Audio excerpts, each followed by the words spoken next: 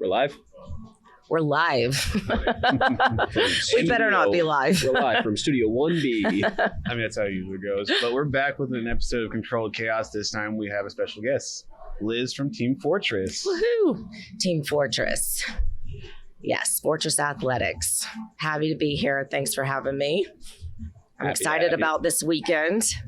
You get the Fortress for a whole weekend. I mean, You want to talk about some chaos? I've been trying to get Team Fortress for a while to come in. I know several members, so Yeah. it was bound to happen. Yeah. Well, we appreciate you having us. We love you guys. We hear a lot of good stuff about you guys. So Really? yeah, That's good. we do. I mean, it's good that people hear about us because we're only a year in. Yeah. So Well, you're doing good. Yeah, the year this month, so it's big for us. It's a great place. I mean, to start things off, how about you introduce yourself to our population of people? Okay. Everyone pretty much in this gym is pretty new to powerlifting, or they've only been in for under 5 years. So Oh wow. Okay. bringing That's you in cool. was kind of like, we're bringing who in? Like, anytime I someone mean, comes that's in, what it's I crazy. say. Like Liz, who I'm nobody special. Well, no, it's just the team, how big your team is. Yeah, Like everyone's just like, how did that happen? that is a great question. And honestly, like I have these moments, 4.5 years into starting Fortress, and I'm just overwhelmed with how much it's grown. The team that we've built. It's wild to go how Fortress started. I was actually in a gym and I had a community of people, and I became a remote coach because I moved away, and I had this team, and I was like, I'm moving away. Is it okay if I coach you remotely? So I was in Kansas City at the time, the Kansas City area, and I had a team of about 15 athletes. I was in business with another guy at the time, and we split ways about 5 weeks before I was moving out to Washington. And so I was like, what do you guys want to do? And they said, Liz, we want to stay with you. So we all got together, and we were talking about, like, what should we name the business? And Fortress came to mind, and we call it Fortress because it's a safe place. It's a place where people felt like they were protected, where they could come in and train and just focus on powerlifting, be who they are. So we started Fortress Athletics 5 weeks before I moved away from Kansas City, which is wild because my business grew so much in Kansas City after I left. So I moved out to Washington. I was in Washington State. I had this brand new business, and I had about 15 athletes in Kansas City. So COVID happened, right? And COVID was actually wonderful for my business because the gym that I was at the time, all the gyms closed down. Mm-hmm. So athletes started coming to my garage because I had this huge setup in my garage. And so everybody was doing remote coaching at that time. And I had Madeline Scott. Are you familiar with Madeline Scott? She's a monster. I probably know Instagram names better than I know people's names. Strong like Madeline. She's got close to a 1,200 total. She competed in the IPF for a while. Okay. And now we're kind of bringing her over to our side. I'm trying to get her in the WRPF. She competed in Goddess, but she just recently pulled 500 pounds. It was at a charity meet, so it's not official, but we're going to make it official really soon. But so she was training with me, and my online business just started growing because we were putting everything online. And so over the past 4 years, Fortress went from 15 athletes to now we're close to 100 between Jessica and I. We're close to 100 athletes all over. And so it's wild because we're remote. Athletes are everywhere, but we've created this community of people that they're all friends. Everybody's close. I mean, we were here a couple of weeks ago with, there were like 6 girls here, and we were all training together. People meet up in different parts of the country, and we all travel together and handle each other at our meets. Any meet that I've hosted, we've got probably 20, 30 athletes there. So maybe 10 compete. The rest of them are handling each other, Mhm. spot and loading, volunteering. And that was like a huge vision for me for Fortress, was that if we're gonna be doing something, we're going to not just be consumers of the sport, we're going to be contributors to it. Mhm. And that's very important to me. So I've always tried to get my athletes involved in what we're doing. And if you come onto our team, you don't have to do our charities. You don't have to be a part of our fundraisers. You don't have to volunteer your time, but it's always going to be offered to you.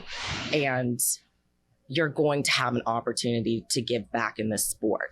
And I think that that's why Fortress has done so well, because we've built everything that we do around something positive in the community. Mhm. And when people come together and they're a part of something, they don't know how beneficial it is to them or how it impacts their life until they get out there and do it. Example, we had an athlete that was competing out in Wisconsin. And so the meet director out there, this is 2 years ago, the meet director out there needed spotters and loaders. And so one of our athletes was competing, and all of us went out there. There were like 6 girls that went out there just to go take care of her and watch her at her meet, because that's just how we are. And the meet director was, he didn't have any spotters and loaders, so he was short. Mhm. So my girls got up there on that platform. It was their first time spotting and loading. I got up there and I was like, listen, you'll figure it out. Here's what you do. And I said, don't worry about it. Nobody knows what they're doing the first time. We usually don't know what we're doing the second or third time. There's a learning curve, but you're going to pick it up and just have fun. And don't worry what anybody thinks. I'll be right up there with you. So I'm coaching my athlete and I'm standing in the corner, like, trying to help them figure out how to run the rack and all that. But they did. And I had this girl up there catching like 500-pound squats, and were they perfect at it? No, but they volunteered their time and they got up there and they did something that was scary. And guess what? On the flip side of it, they felt great about themselves. They learned something new that instilled Mhm. confidence in them. And that's something that's huge for me, for my athletes. You look at the women, especially, that come on our team, and we're not all female, by the way. A lot of people think that we are because we have this huge femme force, but I do train male athletes. I love training male athletes, and I have a big chunk of them. They're just not as, social media driven as women are. But you look at the women that come on our team, and you look at them a year later and they are not the same person. They don't look the same. Like, their face doesn't even look the same.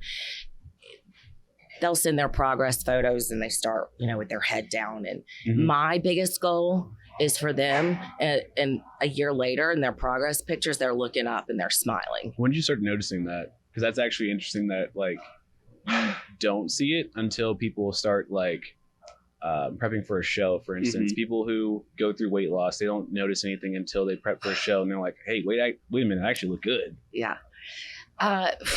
For our team and the people that I coach, I want them to feel good, right? I want them to feel good about themselves.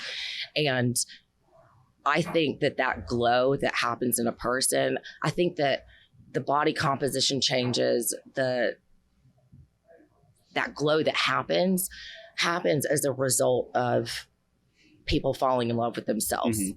Because they are in a process of self-discovery. I try to get people to where that they're not so focused on the result and the end goal and this ideal that they have of themselves, right? Because when you have a goal, even if it's you on a platform, you have an ideal. You have a goal that you're after, but ultimately you don't know what that result is going to be, right? And so I say, let's focus on the work that we're doing to get there. And let's find our self-worth or our value in what we're doing day to day. You can discover yourself every day instead of being disappointed in yourself at the end of every day because you're not who you think you're supposed to be, or you haven't achieved that total or what. So I really try to keep people focused on who they are in finding their sense of worth in the work that they're doing. And having people around them that encourage that, feeling like they're giving back, doing something positive around them. They're doing better at work. Their relationships are getting better. they have better relationships with their kids. Those kinds of things are what I feel are important, and that powerlifting is kind of my sphere of influence for that. And I just try and keep people focused on what's really important, because at the end of the day, we all want to be happy, right? Yeah. It does. I have women that, by the world standards are ideal, right? Tiny waist and perfect little body, perfectly, magazine cover, whatever. And they're always disappointed. They're not ultimately happy, right? I'm not saying everyone, but then you can have a woman who's maybe, I don't know, 30, 40, 50 pounds overweight, but they're sexy and they feel good about themselves and they're happy and they have great relationships and great friendships and they're not always complaining and they're always grateful. And that's what it comes down to, right? Is gratitude. Like, what are you really focused on? Are you focused on, these external things, and finding your self-worth in like what other people, how they react to you? Or are you putting something out into the world and impacting people's lives around you, and you're sharing that energy with them? And I think that that's the difference. Like, some people come in and they're just so grateful to be able to lift, whereas other people come in and they're like, oh my God, like this time last week I was squatting this much. I'm like, well, you're in a deload, so that's why you're not squatting that much this week. It's just like the negativity. Mm-hmm. And so I'm always trying to shift people's focus on the things that really matter and like the big picture, So why are we so short-sighted? So most coaching doesn't do that. I mean, you've been around long enough now to see it. Yeah. Different coaching styles. I would say the biggest is like most of the coaches out of here are very good with it and keeping people like centered and not super negative, because they have that sort of whole picture that you do, where like you do have some clients who come in and they worked with somebody in the past and they're not looking at their outside life and other factors, and they really just are looking at their powerlifting aspect and if they're getting better, and they're not actually connecting with them personally. So then over time, they do fall behind, and then they are miserable because, while their numbers are going in the right direction, well, you don't have that in-person connection that everybody else does. And then you kind of see them either just like burn out and kind of fall out of love with powerlifting, or transition to new coaches. Yeah, I get a lot of people who come to me because they're like, I hate powerlifting. I used to love it, and I hate it. Why does everybody on your team seem so happy? Everyone on your team is so happy. Not everyone. Most of them. I'll say yeah. I put them. I put the whiners in timeout. They'll tell you. Well, and I'm not fortunate enough to have brick and mortar. I would love to. Hopefully, one day I will. But I have people like you. This is a home away from home, right? You'll always welcome us here. But a lot of gyms have that community in them. They'll build a team of people, even if it's not a team like Team Chaos. It's still your gym members, and people connect with each other and meet up. And I've had that moments throughout my life, and my lifting experience is always better.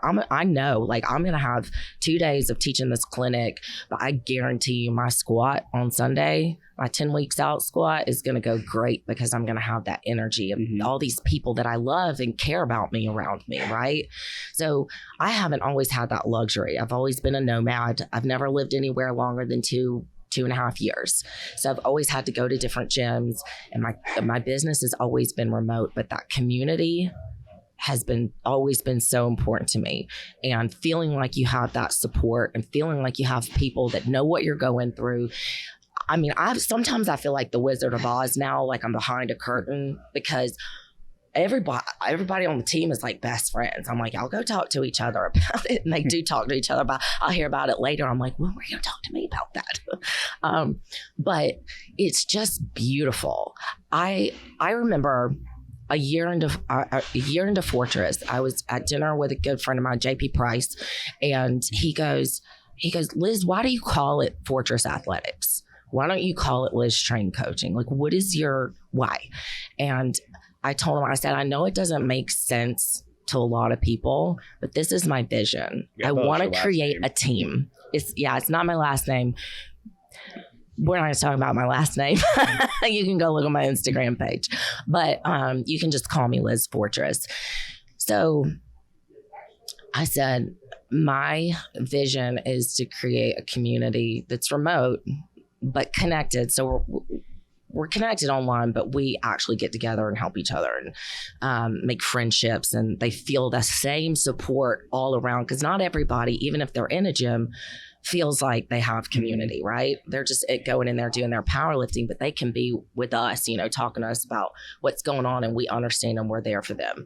And I said, I just believe in team. I believe in community. And when you have core values, right? And you're leading from that space, that's how you live your life. That's how you talk to people. That's how you plan things. And so it just starts to unfold, right? And then all of a sudden, I remember I was sitting with them again because we were like coaching athletes at a meet, and we were at this hibachi restaurant, and it was at the Indy meet that Joey and Aaron out in Indianapolis. Fortress sponsored that meet. We had maybe 15 athletes there, and we're all sitting at dinner, and I'm looking around. I'm not doing anything. I'm just sitting there eating my hibachi, and these girls are just giggling and they're laughing. And one of them was like from Indiana. One of them was from Iowa. One of them was from Pennsylvania. One of them was from Kansas. One of them was from Missouri. And they're all sitting there and they're just laughing. And none of them knew each other before Fortress existed. And I don't take the credit for that, right? Like I didn't go and be like, hold each other's hands, but that was my vision. And to see that play out is wild to me. And it just continues to grow, and it doesn't slow down. And people come onto our team all the time because they're like, we want to be a part of something like that. Is we're not just athletes. I mean, you look at our athletes, they're really good. Mm-hmm.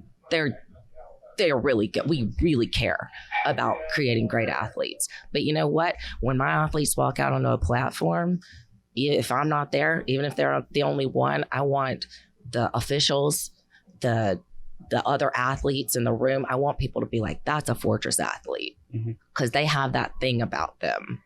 And that's what's important to me is the people that I lead, that they have character, that they make an impact. I always say, if you have, the power and the position and the privilege to do good with whatever it is that you do, then why not? And if I can create opportunities for people that I lead to be a part of that, they can or they can't. But I'm still going to do something, right? And create those opportunities. And that's how we felt with creating this space. We basically did exactly what you want to do with your brick and mortar, is that we wanted to create a community.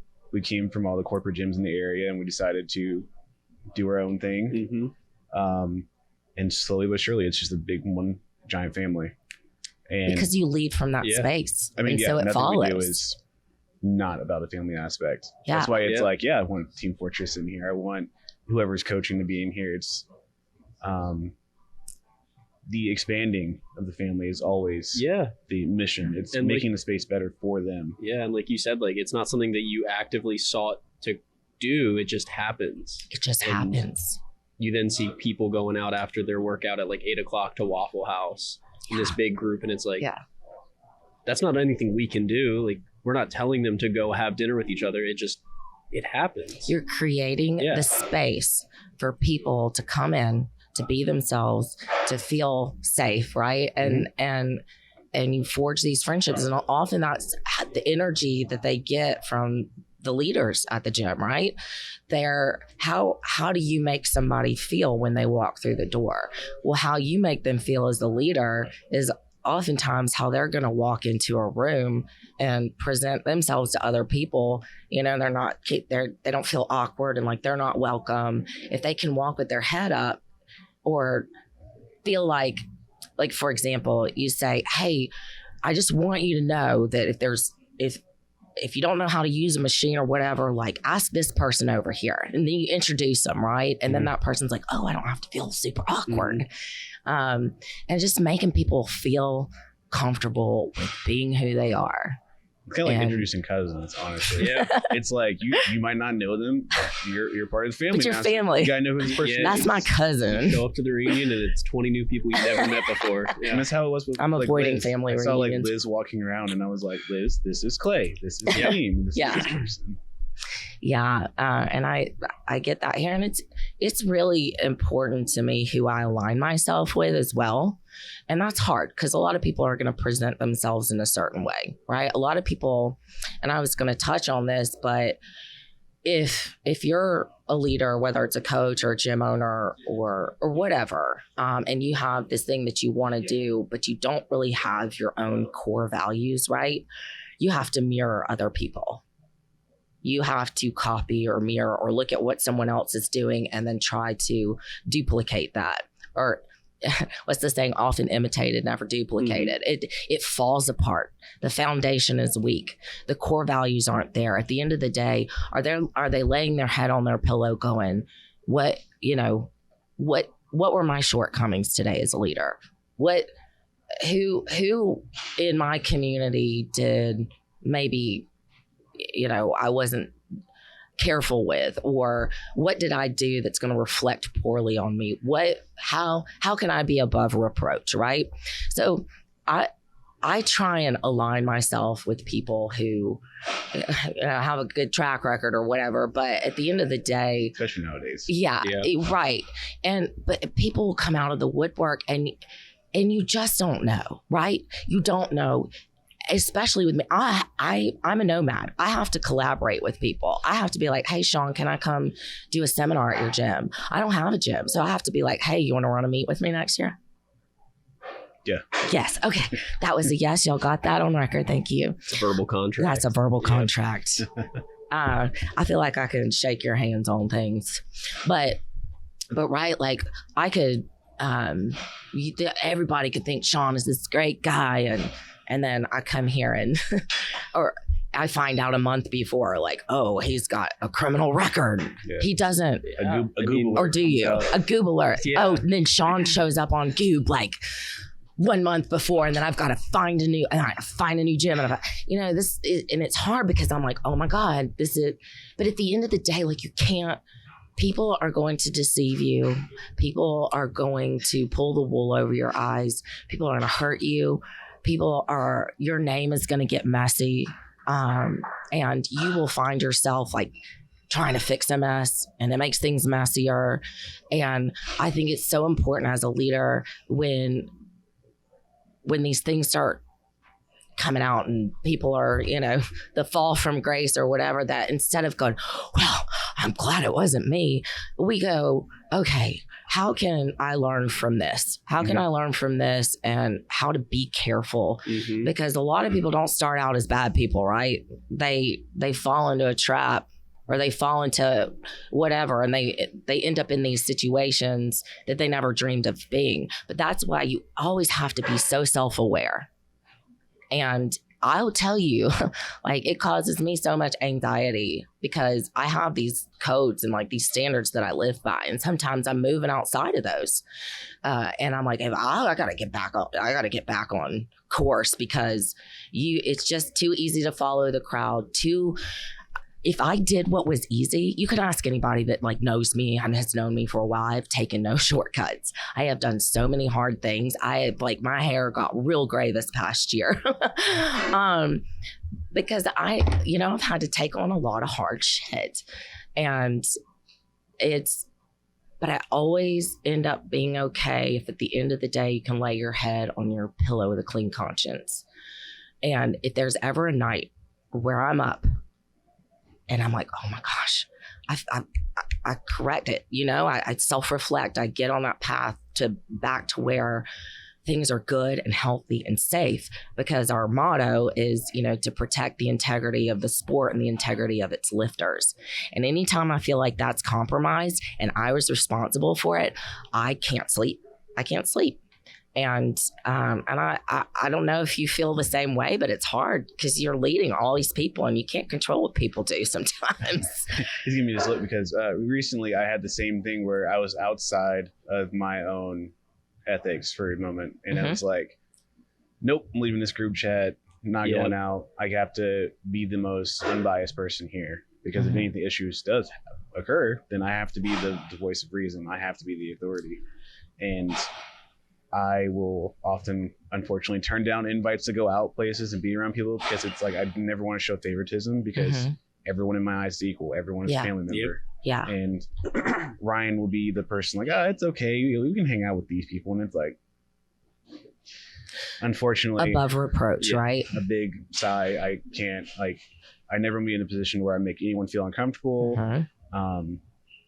What's the thing I do with anytime I have any messages with females, I have the wife read it. I have Ryan read it. Yeah. God, it's always do they make more of you? It's I mean, where are men these days? I'm not sure. Yeah. It's accountability, right?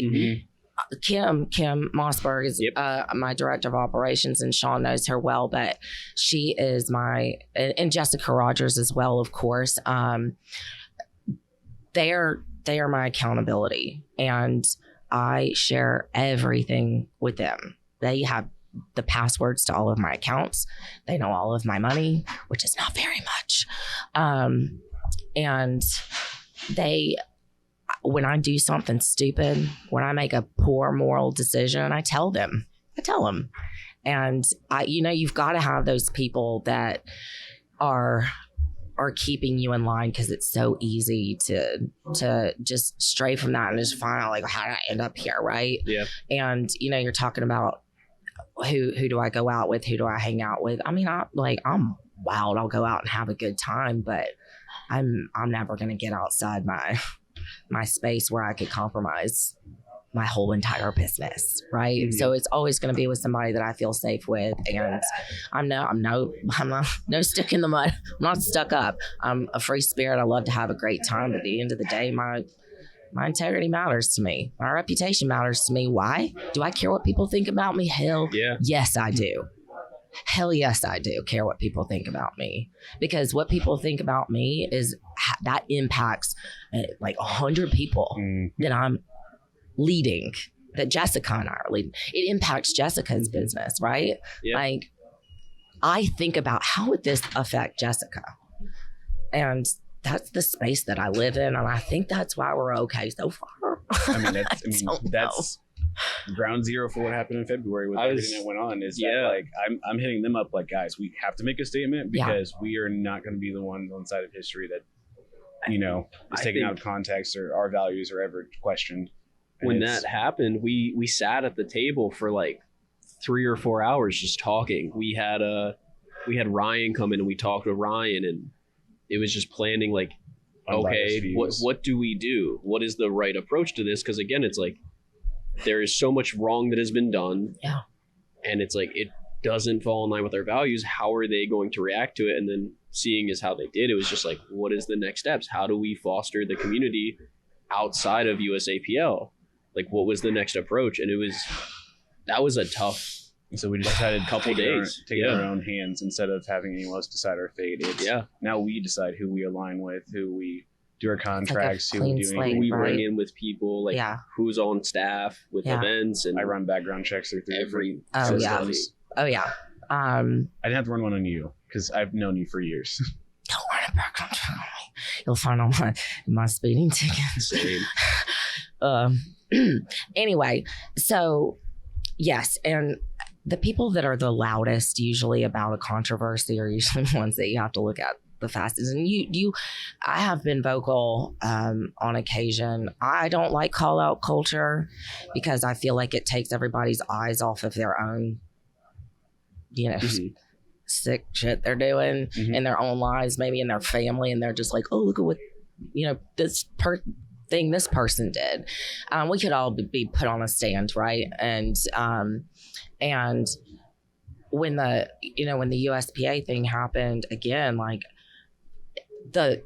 we were raising money for victims of domestic violence and sexual abuse I started that in December. So that had nothing to do with anything. I mean, that's always something that I've been very passionate about. And when the downfall happened, which I won't go into detail about any of my involvement in that, but the intent was never to like take down a whole federation, you know, but you pull a thread and all this stuff starts unraveling and it gets so overwhelming. And eventually, so I've got this meet with all these women in this federation, and we're raising money and bringing awareness to sexual abuse and, you know, abuse of power, basically. Mm-hmm. And I'm like, I've got to have that logo. You know, so for me, I had to take a stand and talk about what I believed. I could have done it behind the scenes. But I was in a position where I had to make a decision. What is the right thing to do? Because it wasn't, you know, like Trisha and Mark love her. It wasn't the meat or it wasn't that. It was like, what do we stand for? Mm-hmm. And what is the right thing to do right now? And you can't see the future, right? I don't know what's going to happen. But probably the biggest reason, because the goal was to bring in a new board and move better people into a position. Well, when, you know, Travis and all these people and that I love and respect and that are my friends that I know already listen to me, Ashley, I mean, I can text them and say, hey, I have this idea. Garrett, Joe, all of them. They're like, what do you need, Liz? How can we help you? How can we get behind this thing that you want to do? I never had that before. And so I'm like, well, this is an easy decision for me because yes, I've got athletes I need to take care of and what I stand for matters, but I'm also an employee, technically, like contracted for this federation, and like, how are they treating me? I'm like spending all this work and all this time, you know, trying to do good, and they've just been awesome. And so for me, it was like an easy decision. But you have to take a stand, and people are watching you. Like, what does Sean believe? What's he going to do in this circumstance? And this isn't the last time this is going to happen. Nope. Mm-mm. And it takes like at least a year off my life every time a crisis happens. Like, I have to go get more Botox every time. Like, the wrinkles are, y'all need to calm down out there. Stop hurting people, please. Do you want to go into a funny question? I do. It's something I've been wondering just because I've noticed it for so long. Where did Fort Ass come from? It's not Fort Ass. Reread that. You wrote it down, Fort Ass. Yeah. Fortress. Like fortress, but Fortress. Yeah, same to me. So I don't know if you guys have noticed, but our team, they have huge asses. And if you don't start with one, you're going to have one. You're going to get one. So it's like the thing. We build big glutes on our team. I teach people how to use their glutes. And those are some big, powerful muscles, right? I mean, they carry power in more ways than one. But I teach the women how to use their glutes in a lift. And as a result, you know, you can go do all your cable kickbacks. But really, you know, if you can learn how to use your glutes in a deadlift or a squat, and everything else, then it's going to grow. We're like ass fertilizer. We are. Like I should just like patent it. I could literally be a millionaire because I fertilize people's asses. If you want a huge ass, call me. But you can't. Yeah. I just saw the trend like maybe like 3 weeks in a row. I'm like, I guess it's a Wednesday. It's Fortress Wednesday, yes. Hump day, and I was like, that's everyone's favorite day. It'll be like 30 people tagged on these girls' slides too. So like people I know on the team. I'm so it's like proud. Candace, Kim, Katie. I don't know her name, but Miss Jack. Oh, Jacqueline. She's Miss Jack. She's an angel. And then of course Jessica. Oh yeah, Jessica's got 6-7 times, and I'm like, are they meaning to do this? It's just like an empowerment thing. It's you know, I think that women need to be. I want women to feel sexy, right? But not necessarily to be sexualized. So I teach women like how to set boundaries and have boundaries and all that stuff. But don't feel like you have to cover yourself up. Like if you're proud of your body and because we like this, the body that I have, you want to talk about mom bod? I was like flat ass. I had, I'm shaped like a refrigerator. I mean, I can show y'all the before and afters, but I built this. No shortcuts, built it. Starting at 34, 33 years old. And I'm 42 now. And I'm just like, and I want women to be able to do that and feel good about that. But also respect themselves and know that other people need to respect that as well. So I'm like, show your ass off. That's a glute. Those are your glutes. Those grew because you become a great lifter, and be proud of that. So that's where Fortress Ass Wednesday comes from. And we're very proud of our asses in this business. Just go look, just go follow the rabbit trail. And unless you're married or have a girlfriend or whatever, or tell your wife to join the team. My wife would be the one that like, hey, did you see? Yeah. You're posting again. Yeah. Ryan, do you have any questions? Since Ryan is pretty new. Ryan's only been in the game for about a year into powerlifting. A year truly powerlifting. Okay. I had started with Sean back at the old gym like January of 22, but I started powerlifting officially in like July of 22. What's a good question? How old are you? I'm 24. I'm about to be 25 in like a week. Okay, Actually, so you're 10 days. almost not a junior anymore. No, I'm technically no longer a junior. Is that 24 when you're not a junior? Yes. Okay. Yep. What do I know? I'm just a meet director and an official, but Kim, I'm like, what's the membership fee again? I'm like, what's the rule on this? And she's like, here, that's what Kim's job is. So, I mean, I also have a background in like sports science. I went to college for it.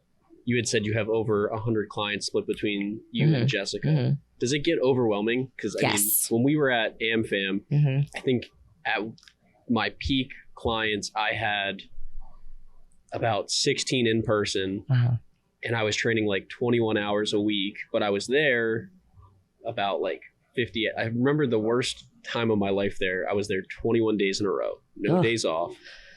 And it was just so overwhelming, and I felt burnt out. Like, how do you deal with that? That's a great question. This definitely isn't for everyone, right? And you have to have, I've been doing this for 8 years. And so I've learned how to manage this and really figure out what's important and what's not, where I'm trying to get my clients to like look at the tree in the forest, right? And I know where the tree is, or I need them to learn how to show me the tree, okay? Because if we're dealing with the whole forest and, if they send me 82 videos of everything, I'm like, we're going to cut down all those trees. But, it's a trained eye for one, and really knowing how to get to the point. And now with that said, like when somebody starts with me, they need a lot more work and I might spend a lot more time. But over time, I've kind of learned how to move in a rotation that not everybody needs me all the time at every single second, right? And I try and teach my athletes to have autonomy. I'm not your personal trainer. I'm your remote coach. You don't pay me enough money to be up your ass.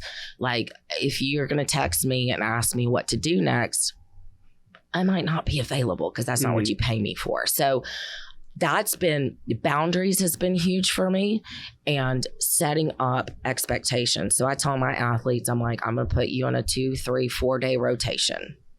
Send me your lifts when you do them, one of each, unless they're newer and I need to look at more things.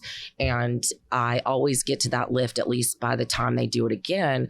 But it's usually every 2 or 3 days, and they expect that. So you set up these expectations with them. Also, I have all of my athletes in folders. So I go through, and now when I first started programming for people, I'm a total nerd, okay? Like I would sit there for hours. Like when I had 10, 15 people, I'm like studying everything and learning all this stuff. And then over the last 8 years, I would say I have proprietary programming.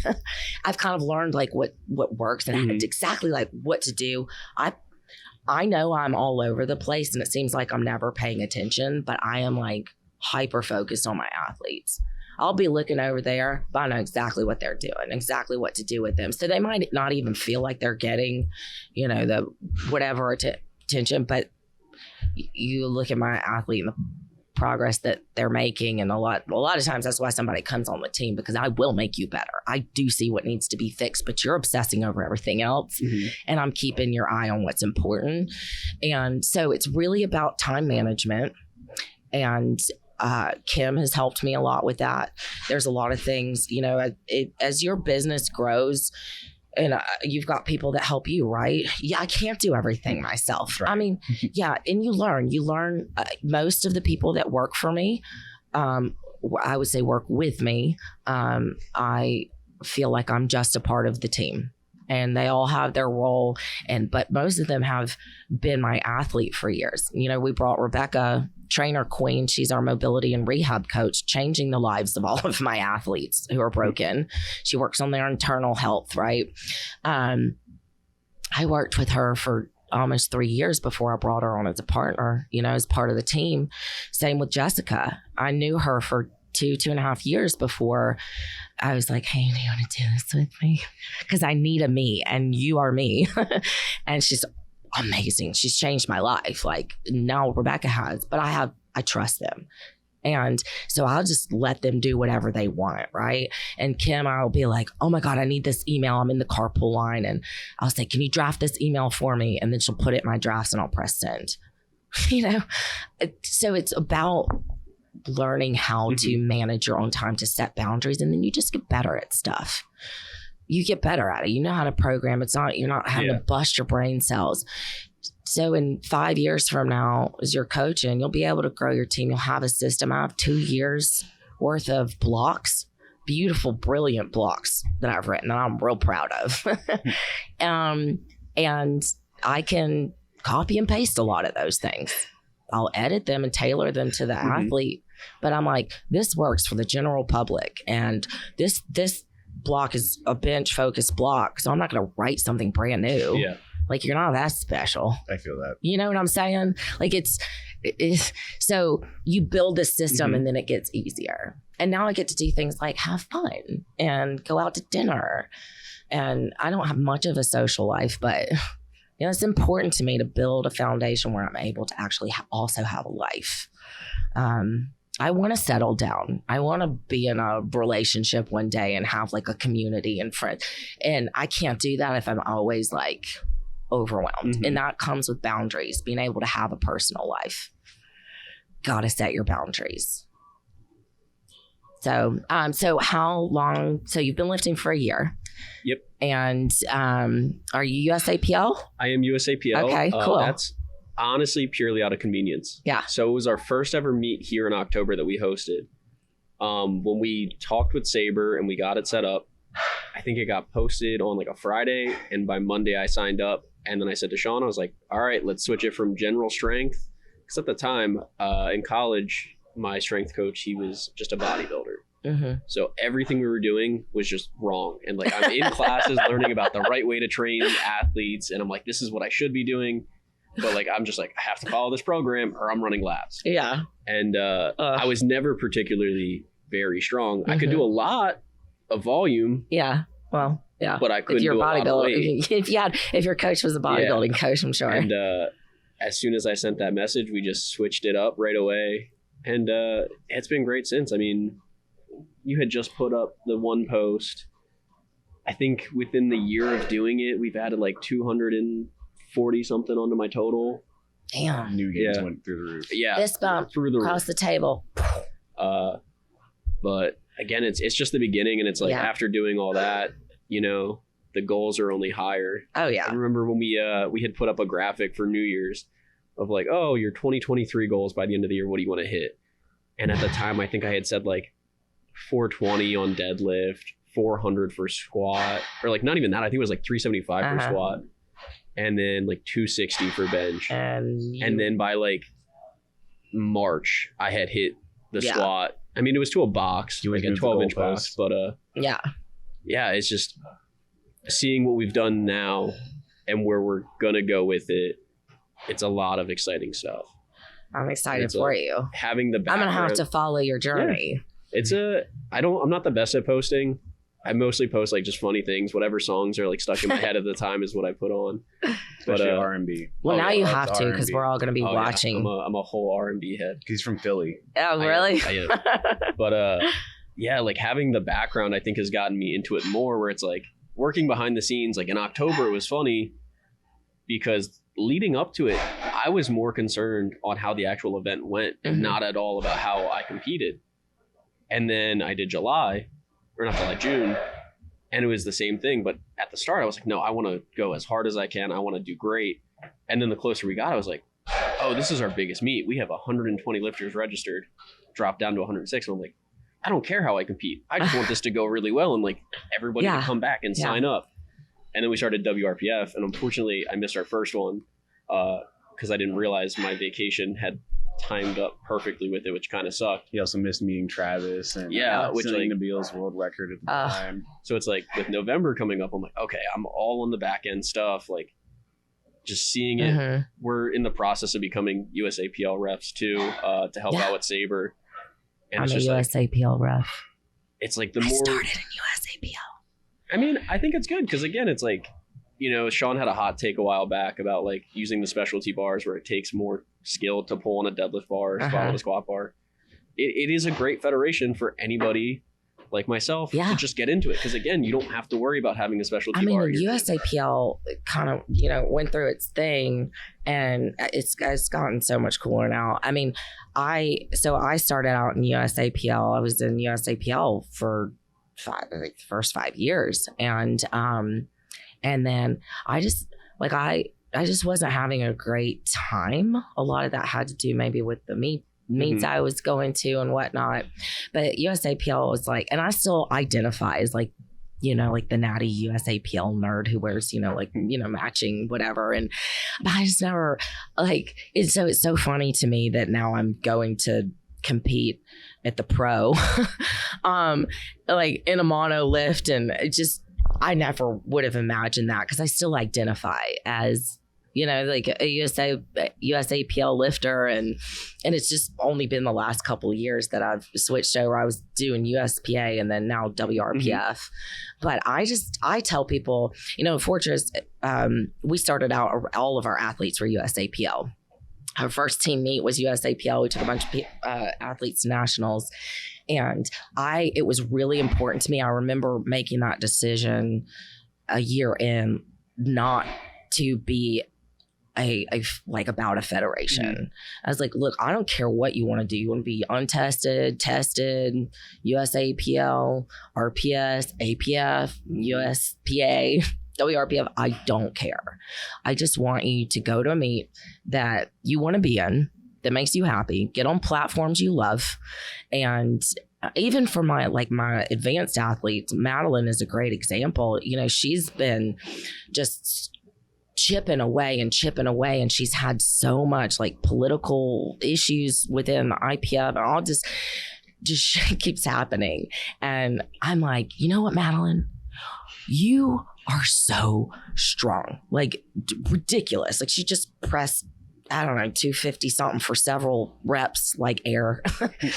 Anyway, we love you, Madeline.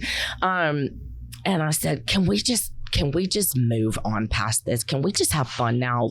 Let's go get in a big meet. Why don't we do the Ghost Clash, or the Fight or Quit, or come be at the pro with me next year? I don't want to do a pro next year. I don't know. I would rather coach her there, and that's what I was thinking about, because it never really mattered to me what people did, or that I had these big name athletes. I don't need to ride the coattails of my athlete's success. I just want them to be happy. But then I'm sitting here I'm looking at our athletes' dot score, and I'm like, wow, y'all are a lot stronger than most people. And I was like, I kind of want to show y'all off. I was like, so let's start getting in really fun meets. I don't want y'all to feel like you have to do something local. I don't want you to feel like you have to do a Fortress meet. I want y'all to go show people who you are. I mean, I look at the last few team meets we've had, and our athletes are always the one getting drug tested. And so I don't ever want to take away from the fact that my athletes are so strong.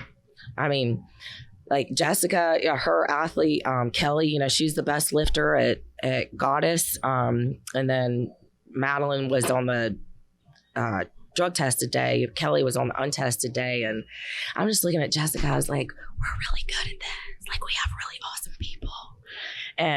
But we don't really think about that. That's not what we obsess over. And sometimes we're like, wow, we should probably,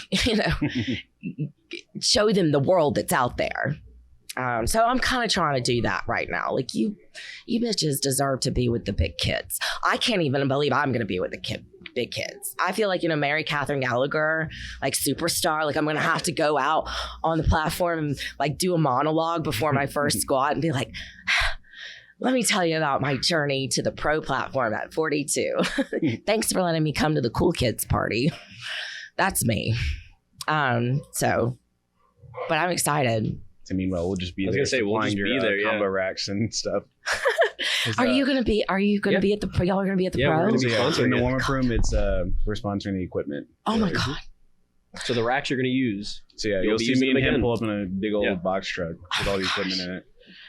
I'm just so excited. I don't even care. I know I'm going to do a good job, and I know I've got certain goals, and my mindset about competing is totally different now. Like, I really can just walk out there and be really calm. Hopefully everything will go well. My coach is Amber Vicious.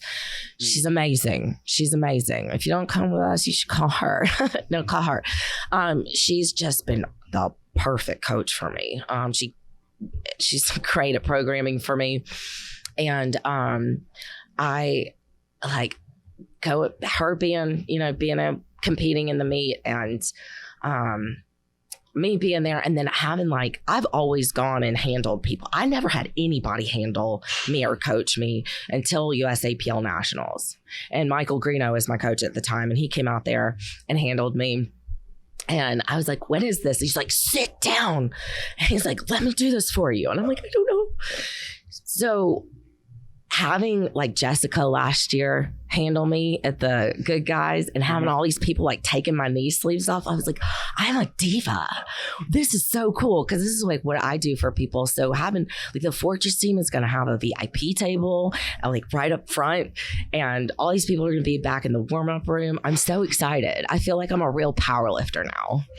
Now. 100 athletes, finally. several Yeah, meets, now.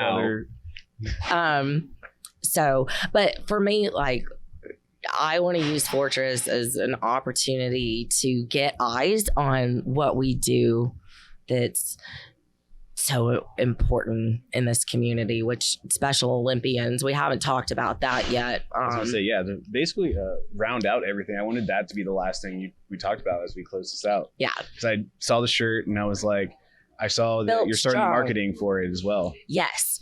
So, Built Strong Powerlifting Championships. This is the 4th year, and it started in USAPL, and then it was USPA, and now it's WRPF. So this is the first year. I've always done it with JP at Strong Barbell Club, because that's where my business came from, was that area. And so this year I moved to South Carolina, and it's important for you to, you're a meet director now. This is your home now. New federation, new state, new gym. All new athletes. It's intimidating, but I've done a lot of intimidating things. I always bite off more than I can chew, but I always, it always goes down the hatch. People get so scared of doing it. They'll have a vision, right? And then they get so scared because they're like, how the hell am I going to pull this off? And I've thought that many times, but guess what? I always pull it off. And it's not me, it's we, right? I involve people, right? Give them a chance to be a part of something. And Goddess, how I pulled that off, let me get the list of people out here and put them in the camera. So with the Special Olympians, I started in 2018, I was working at like a Globo gym, a health spa, wearing the purple shirt. I hated it. I was powerlifting at the time. This was before Fortress. And I look over, it's on a Sunday, and this coach is over there with all these special needs athletes. And I was just like, my jaw was on the floor. And then they were all powerlifting. And I'm like, I want to powerlift with them. And so I chased the coach down in the parking lot. And I was like, hey, tell me what is this? And he was like, oh, well, this is the Special Olympics powerlifting team. And I just like started crying immediately because bunnies and, puppy dogs make me cry. I was like, I need to be a part of this. I was like, do you need another coach? And he's like, yeah, you can come and volunteer. So I drove out there once a week, an hour there and back every single Sunday. And it was the highlight of my week working with these Special Olympians or Special Olympics. And so how the Built Strong happened, because that's not Special Olympics, right? We're USPA, WRPF, whatever. Mm-hmm. So I'm training these athletes. They're getting one practice a week. There's 20 of them. There's these coaches that me and maybe one other kind of knew what we were doing. And I'm like, oh my God, they're not squatting to depth, and they're squatting. Like, why are you wearing those shoes? And then like I would take them to their Special Olympic meets, which, at a higher level, they're great. But at like the local level, they have volunteer coaches coming out there and they're like calling the commands. And I'm like, that's not how you say bench commands. And they're letting them squat high. And now I'm not judging. Okay. Like, I am so grateful for that. And that was just in that area. I haven't been to any local meets around here, but it totally depends who's running the show, right? But I was working with a blind guy named Patrick, and he's a monster, right? And he had a 525-pound squat in reps, but he wasn't squatting to depth. And we take him to a competition, and they gave him the squat. And I was like, I am not proud of this. I'm like, Patrick, you can squat to depth, and we're getting you out of those stupid reps. We're gonna make you a raw squatter. So I talked to his dad, and his dad is awesome. But his dad, like, when you start squatting to depth in sleeves, that's gonna take 100 pounds off your squat, like boom. And then you gotta teach a blind guy to like walk out, and not crooked. And so I met with him twice a week in addition to the Special Olympics. So now I was like, well, I'm gonna put you in a USAPL competition. I was like, why do they have to compete once or twice a year? Like, these guys need to be competing, but who's advocating for them, right? Who's been like, hey, you can come, like, you can invite Special Olympic athletes in your area and they can compete in the WRPF, and we're making a way for that. That's a segue. But so that was the goal, right? Is just to get these, and the USAPL has a place for it, and the USPA created a place for it. Now WRPF is. And this is going to be like the pilot meet for it, right? So please come and help me. Please. You want to come and help me, Sean? Ryan? Like. Come on. Yeah. I drove 5.5 hours up here. Y'all can drive down there. Is it 5.5 from? It's not bad. Okay. Maybe it's 6. Maybe it's 6.5 or 7. Where are you at in South Carolina? Columbia. But it's going to be in Greenville. Malden at TriFit. You know those guys? You'll love those guys. My sister lives in Charleston, so I was wondering how far there to, like, just pinpoint. Yeah. Well, Charleston's like 2 hours from me, which is in Columbia, so like 3 hours from Greenville. Anyway, so I started getting athletes in, like training them outside of the Special Olympic practice so they could like actually get good at the sport year round. Mm-hmm. And I'm like, these athletes can lift a standard. Now, granted, like some of the lifters with autism, they have mobility problems and whatnot. But for the most part, they can power lift like everybody else. And they might need a coach that helps them with like social cues a little bit better or whatever. Or if they're blind, you might have to walk them out on the platform, but it's not that. It's not that different. And actually it's incredible because the attitude that these lifters have about being out there and being able to do anything at all, you don't see anybody out there complaining. They're so happy and they're dancing and it will change your life. So JP and I decided to make a Special Olympian day and attach it to Built Strong. So day 2, we did the Special Olympians. And so day 1 was drug tested, and then day 2 was the Special Olympians. Well, last year we did it, and it was huge. It was awesome. We had John Hack came out there and back spotted. We had tons of sponsors, and people want to get behind it, right?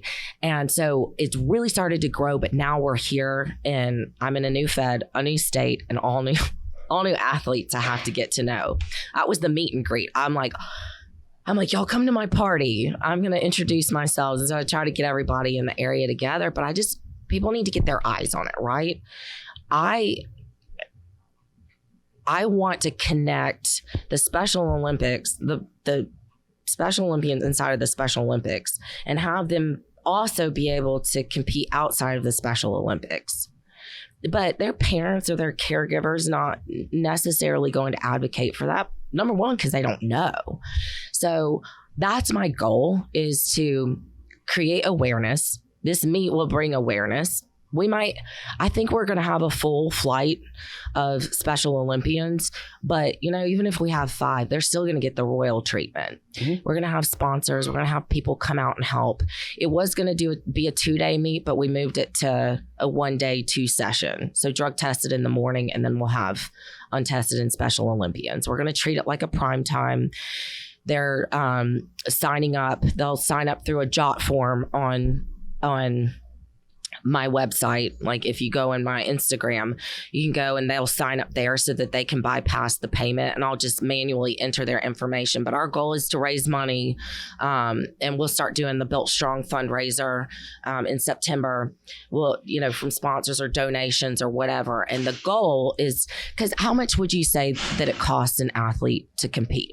Registration, membership, bells and whistles. Is it not counting gear? Yeah, I mean, not counting gear, but also like as a meet director, because we got to get the medals, right? Mm-hmm. If the Special Olympian is not paying for if they're not paying for the meet, then we're not making money to pay for their participation in it, right? So where's that money going to come from? And that's kind of like our aim is to be able to have these athletes be able to compete in the federation and to compete in any federation really, and not have to, endure all the costs of it, because it's an expensive sport, but they need to be able to compete year round. So we're kind of trying to figure that out. And all of that will be coming out. I've been having to tie up loose ends, actually finding out if any Special Olympians. And then like on the street, I'm like, hey, do you know any Special Olympians that went to powerlifting? Come to my meet. But we're getting them. And I'm really excited. Like I said, I was just going to do it. We're just going to do it. We're all going to come together and do it. And the building's not going to burn down, and everybody's going to be fine. It'll all work out.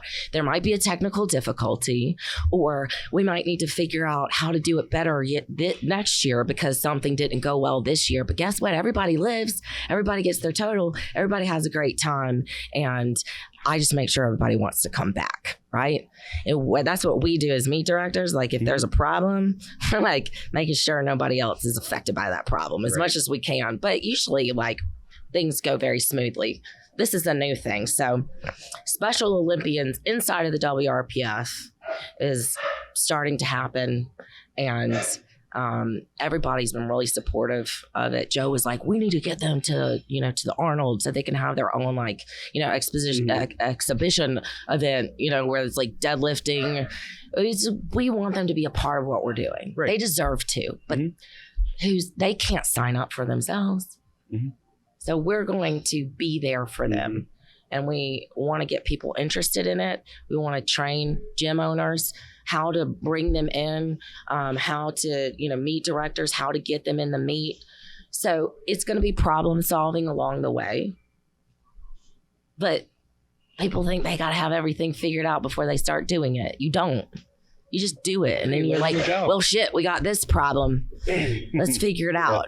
Kim, we have another problem. Can you figure it out for me? Thanks. That's Ryan. Ryan's the builder. I was going to say, I mean, there's always going to be issues. It's funny, before our first WRPF meet, we did a podcast, and I said, I was like, this is going to be our longest meet. And it was. And there were problems, and they won't happen again. Yeah. Yeah. I like mean, we've done other charity meets. So like we did a basically a pride type event. Cool. Yeah. Richmond yeah. Strong's going to be here. They're Yes. sponsoring this Yes, event. right. We I did- can't wait so to it meet was Gabby. with It them, was yeah. through them. Okay, So that was a awesome. full meet, like 45, 46 lifters. Yes, And then we're doing a meet for epilepsy awareness in Awesome. November. Yeah. Hey, by the way, you guys, if you ever want me to just like come up and help with something, Oh, it's I kind of don't like know. like we said, you're home now. So like Yeah. just come through the front door. We Don't have your knock, contact don't- info. Okay. Don't hit the We'll- doorbell. Just walk in. We'll be Okay. reaching out. okay. And then we're doing female only meets next year as well. Yeah. Awesome. Like Kind female judges, refs, spot load, athletes. That's Like the that. We're trying to do best. I that too. It kind of was inspired a little bit by Goddess, and then Yes, no, Yeah. guys was Yeah. the Ladies Just of don't Liberty. do it the same yeah. way. So it's in July, and Oh, it's okay, Ladies good. of Liberty. Oh, I love that. Yeah. We have a lot of fun coming up with the names. We Isn't already got it? a It's the design and best. everything. But we want a I'm female telling meet you, with this female name. powerlifting is where it's at. Well, so we had It one member really is. who traveled. What was it? She traveled to, was it Delaware or Maryland? for the Never Alone meet. We talked about that one. I think so. And it was another women's only, but it was like a little bit smaller. And we were like, why make everybody travel? Like again, we didn't watched expect that. Goddess too when it came Yeah, out. we didn't expect the powerlifting community to be as full force as it was here. And then it was like, okay, well, let's cater to them. So Yeah. we did Richmond Strong. Yeah. We want to be that community for anybody. We want everybody to feel welcome. And then it was, you know what? Why not do? Because to be fair, we did actually want to do a women's only with USPA. Mm-hmm. That was supposed to be our February meet, and that got changed. Yeah. Yep. Yeah, we really wanted that to Bad be women's time. only. Fantastic time. But then we pitched it to Saber, and we were like, we have people that want this, and he was like, let's do it. Yeah. So it's starting off. I think it's going to be a 1 day, but I if wanna it come. fills up, then he's going to open it to 2 days. I mean, that's how a lot of ours started. It was all just 1 day, and then we got to like January or February, and he was like, "You guys okay if I open it up to 2?" And then since then, we have 2 day meets all over the place. So Wild. Yeah. And that's what it's about, you know, like we help each other out. We come together. We're a community. Well, no, but I can't stand these turf wars or like, excuse my language, but swinging dick at each other. You know, like we can all work together and grow this because there is room for everyone. There's always a seat at our table, unless you're a piece of shit. But I want to come and help you guys with the exciting things that you're doing. If you're doing something good in the community and you're going to be doing an event where somebody's life is going to change, like just seeing somebody smile and you know, like when they walk off that platform, whether it's because they got a PR or because, you know, everyone in the room cheered for them and they made new, and you see something change in them, right? There's nothing better than seeing somebody. yeah, me and Travis talked about that. Yeah. Is I live for that. I live for that. And that's the kind of people that Fortress wants to align themselves with. And we don't want to be our own thing, right? Fortress is just what I can handle, right? We want to be buddies with chaos, buddies with the cave. Like all my athletes are going up to the cave to do this good guys meet that I competed in last year where I got my pro I'm total. competing in it this year. Are you Yeah. really? Yes. That's awesome. And, you know, a lot of that's usually, you know, Built Strong is around that time. And I, like, not for 1 second am I like, gosh, I want Travis and Jessica, I want Fortress athletes to go to their gym and be in their meets. Like, I mean, I'm elated for that. I'm going up there, you know?